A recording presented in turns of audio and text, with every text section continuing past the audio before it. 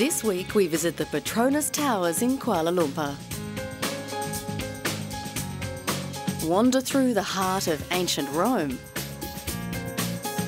Stand in the shadow of Christ the Redeemer in Brazil. And take a peek into the future. But first, in the 1960s, this obscure backstreet was the place to be in swinging London. Mason's Yard in Mayfair was home to Indica Gallery, an Arty hangout for the Beatles. Paul McCartney was a regular, and John Lennon met Yoko Ono here. Now, 40 years later, Indica has reopened. Barry Miles opened the first incarnation with John Dunbar in 1965. It embraced experimental art and the avant-garde. Paul McCartney, who was living on the top floor in a little attic room, and next door was Peter Asher's sort of wonderful L-shaped room, all done out in Norwegian wood and everything. And then there was this little maid's room with McCartney in a single bed. And so McCartney was intimately involved with the bookshop and the art gallery from day one. The reborn Indica has again embraced the spirit of the avant-garde and experimental art that is adventurous and often obscure. I just noticed the sound from downstairs and it gave the whole thing a very interesting soundtrack, I think. But the most famous story to emerge from the early Indica is that it was the birthplace of one of the 20th century's great love stories. John Lennon and Yoko Ono. Yoko was a conceptual artist in her own right, and the two met before the opening of her own exhibition. Lennon signed the visitor's book with the address of his mansion in Weybridge. It wasn't, in fact, the opening, it was the day before the private view, when we were still installing the show. So there were only 6 or 7 people there, probably. And, but Yoko very quickly, of course, latched onto John Lennon and showed him around and, explained what each piece was. And John Lennon was a little suspicious of almost anything avant-garde in those days. I mean, until he got together with Yoko, he was always very concerned that someone was trying to pull a fast one or, con him in some way. And so, in fact, he famously once said, avant-garde is French for bullshit.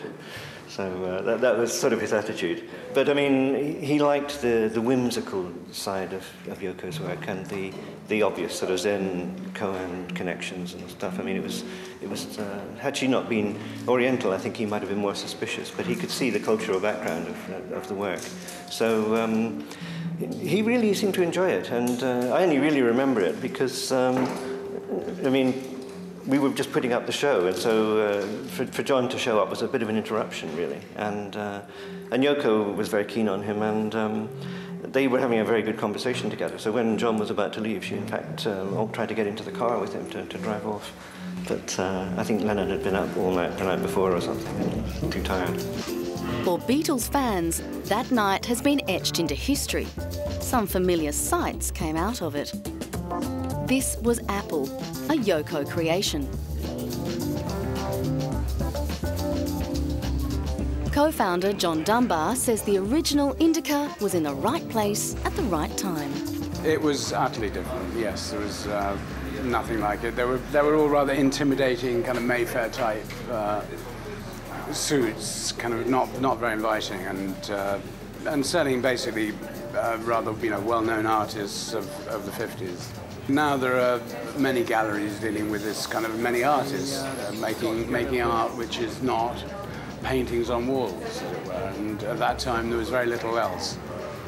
So quite how direct the influence was, or whether it was just in the air anyway, I mean, who's to tell? Lillian Lynn is an artist who was with Indica in the early days and was one of the first exhibitors in the new century. It didn't last, but I think it was kind of like a cosmic flare, which is what this piece is called.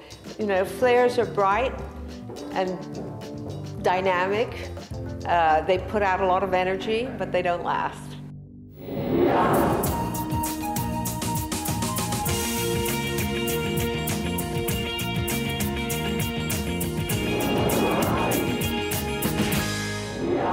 Welcome to the Petronas Twin Towers in Malaysia.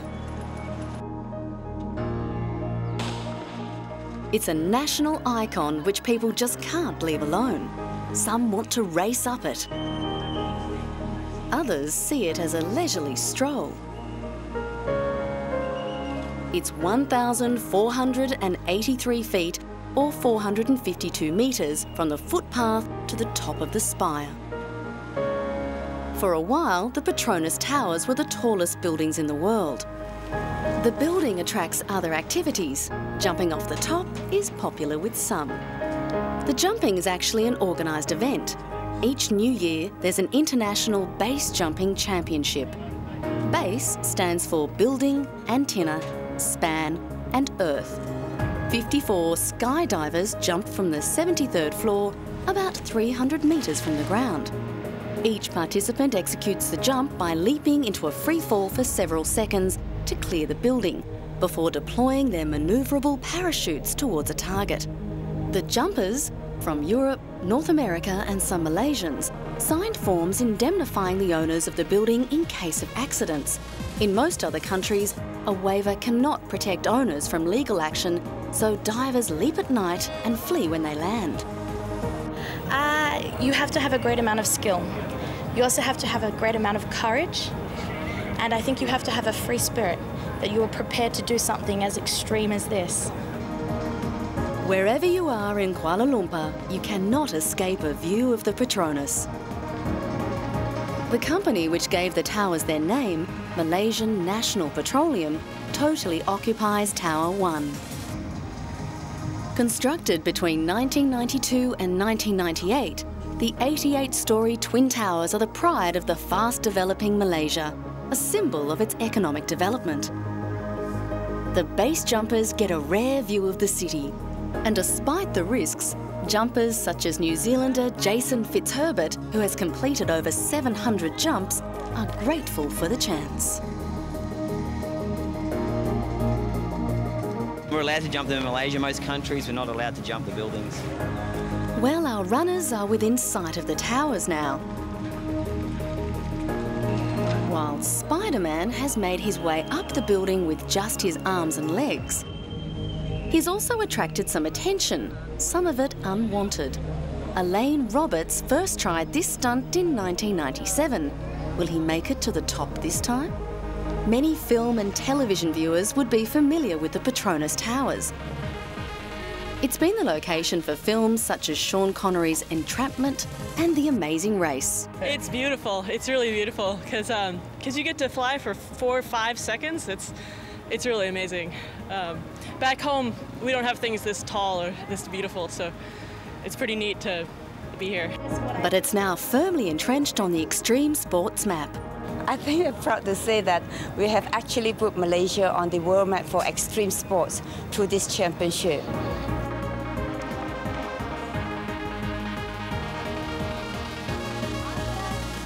Well, after a weekend of jumping, running and climbing, it was time for those who took part to officially reap the benefits. Some were given prizes and a trophy with a cheque.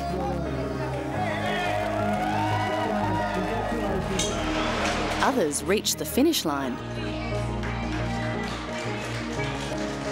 However, things didn't go so well for Spider-Man.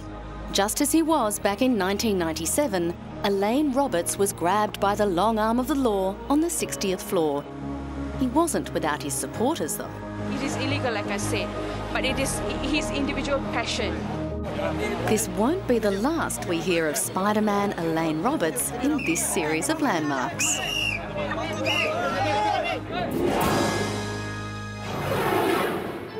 The Colosseum has long been the iconic symbol of Imperial Rome. An architectural wonder built at the peak of the Roman Empire in the 1st century AD, it's a structure that has come down to us with a mixed reputation. It was the world's most advanced sporting stadium in its time, a design that has become a blueprint for countless stadiums ever since. Around the time of Christ, Rome was the centre of a massive empire, a city of breathtaking art and architecture. The Colosseum took its place near the heart of the Roman seat of power. The name Colosseum has long been believed to be derived from a colossal statue of Nero nearby. But the Colosseum has a reputation for bread and circuses barbarism and brutal gladiatorial and hunting contests. Roman Emperor Trajan is said to have celebrated his victories in Dacia in 107 AD with contests involving 10,000 gladiators over the course of 123 days. Most ended in mutilation or death. Humans were not the only blood sport for the amusement of the masses. Exotic animals were hunted: lions, hippos, elephants, giraffes, and even ostriches were slaughtered. Dio Cassius recounts that over 9,000 wild animals were killed during the inaugural games of the amphitheatre. These days, tourists can simulate the experience of gladiatorial contest through the help of 3D glasses, but the reality was no computer game. Completed in 80 AD, the Colosseum's original 50,000-seat capacity was expanded to over 80,000 in 354 AD. As in modern stadiums, your seat was determined by wealth and class or influence. The elliptical arena itself is 83 metres long by 48 metres across, and its surface is now long gone, revealing an elaborate underground structure called the Hypogeum. It consisted of a two-level subterranean network of tunnels and cages beneath the arena, where the gladiators and animals were held before contests began. 80 vertical shafts provided instant access to the arena for caged animals and scenery pieces concealed underneath the arena.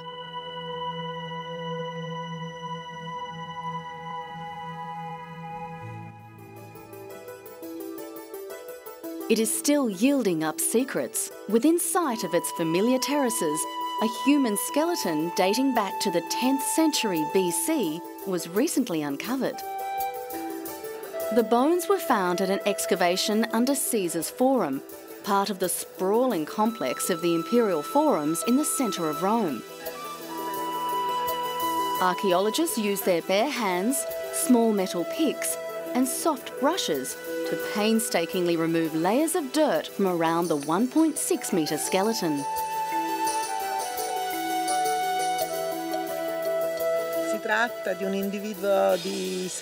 It is a female individual. Age of death, roughly on the basis of the field data we have at the moment, is between 30 and 40 years old. It is well preserved.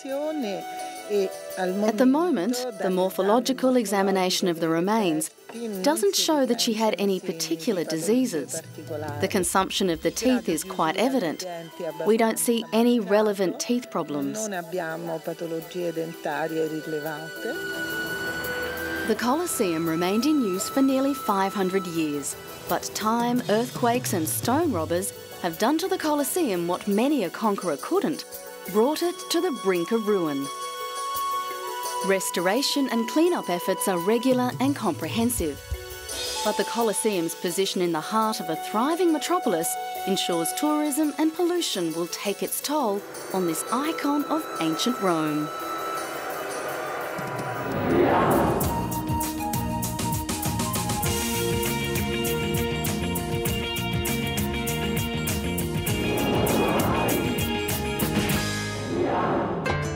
It's Brazil's most famous icon, Cristo Redentor, a statue of Christ the Redeemer.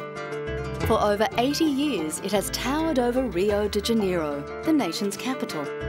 The 125-foot statue has stood upon Corcovado Mountain since its completion in 1931. It was built using donations from rich Brazilian Catholics, and local engineer Heitor da Silva Costa oversaw the construction using steel and soapstone. The landmark Art Deco style image of Jesus, with his wide open arms embracing the skyline, was chosen after much discussion over a rival design featuring a huge Christian cross with Jesus holding a globe.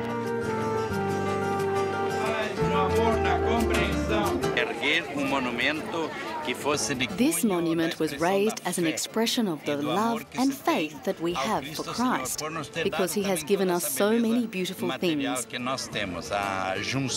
It is the conjunction of divine architecture and human architecture. Como dizia o falecido Papa João Paulo II. Rio Harbour was recently voted one of the 7 new wonders of the world in a competition which drew more than 20 million votes worldwide. During the campaign, Brazilians didn't need much encouragement to show their pride in one of their best-known national symbols.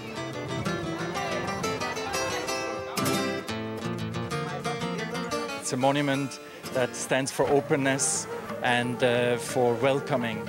So I think it is a fantastic monument.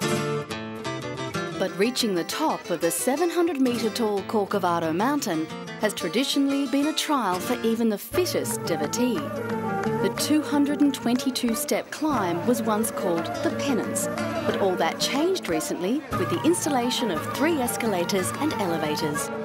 A mass was held at the base of the 40-metre-tall statue to bless the new devices. We bless the elevators and the escalators. The elevators are a blessing for the physically disabled, who until now virtually had no way of reaching the sacred statue, or being able to see the magnificent view.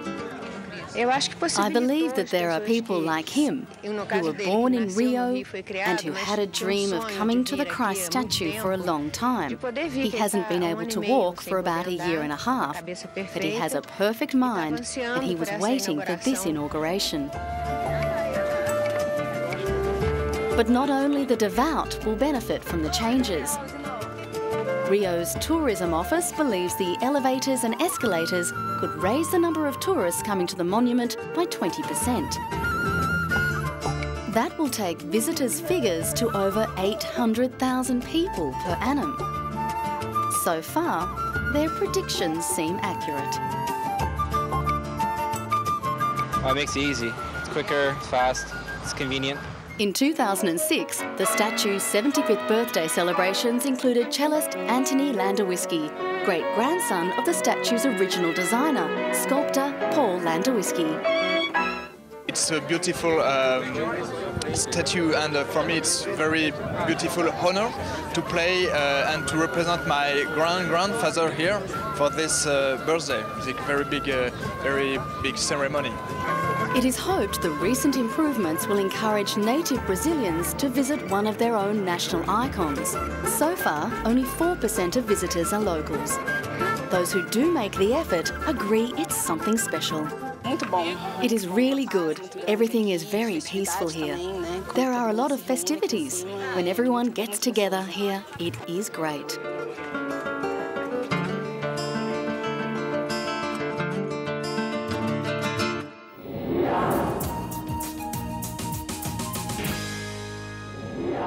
Landmarks are not just about the ancient or the monumental. They're also about the present and sometimes the future.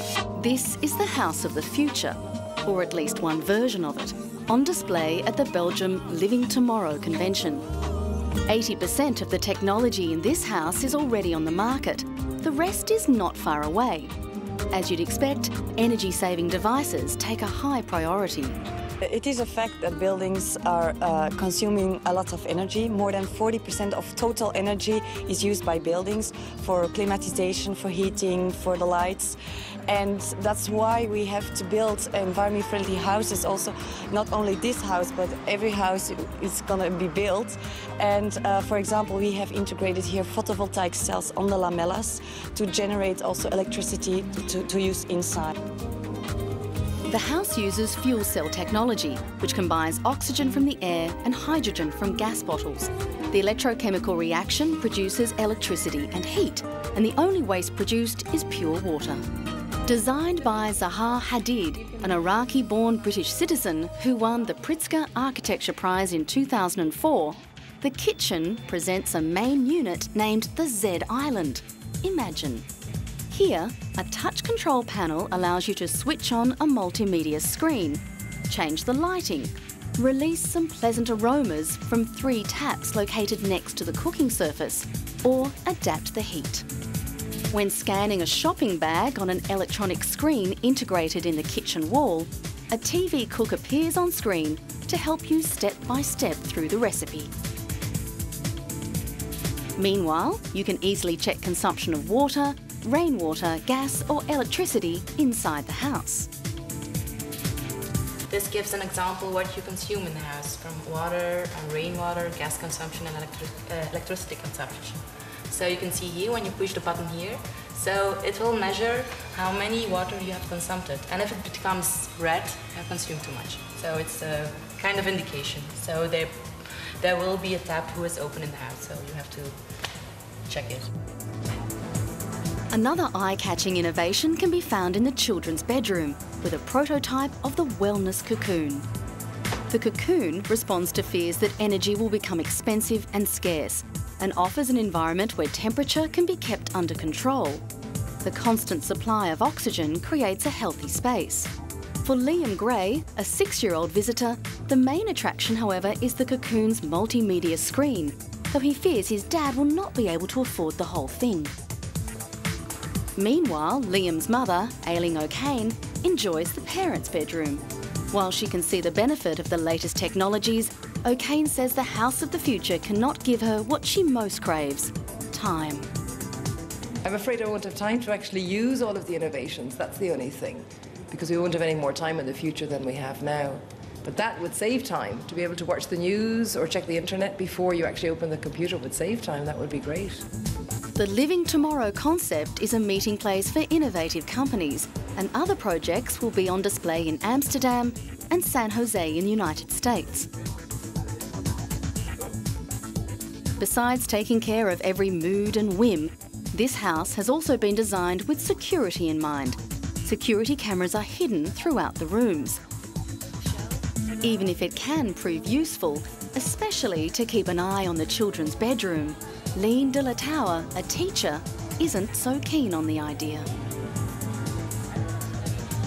Here, I don't really mind the cameras. If it was happening in my house, I wouldn't be so happy, because I like my privacy. But here, I don't really mind.